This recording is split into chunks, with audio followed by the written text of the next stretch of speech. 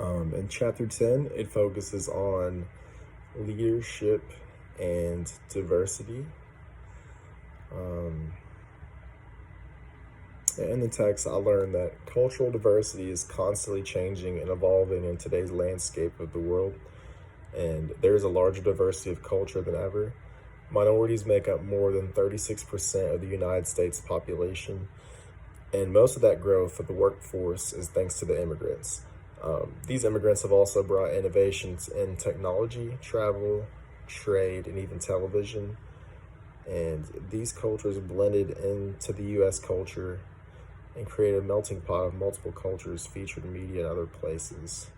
Companies like Ford have half of their staff outside of the United States as well.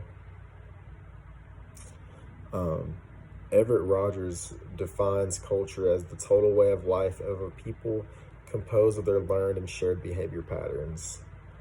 Cultures tend to take many different forms.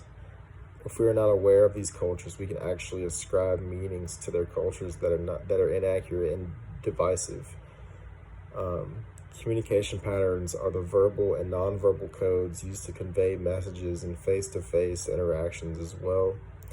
Nonverbal codes help people decode the gestures of people, and patterns of relationships are strongly influenced by the culture in which a person was raised. Culture teaches the meanings of nonverbal behaviors, and formal organizations structure the activities of significant amounts of people. Artifacts are the two tools used by culture. The collective wisdom of a culture is shaped by historical events in the culture's past. The external environment shapes the culture's ways with factors such as geography and weather. And all societies are unequal and have power distances as well. And these are where there are different levels of ranking that applies to job and social status. And I feel that each culture values their social status differently, but all view them as very important. The different cultures also feature a plethora of types of leadership. These different types of leadership require different communication types. And I do agree with the social status part, and I feel that social media has really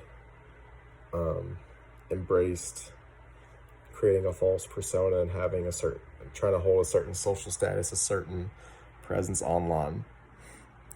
And that is what I learned in this chapter.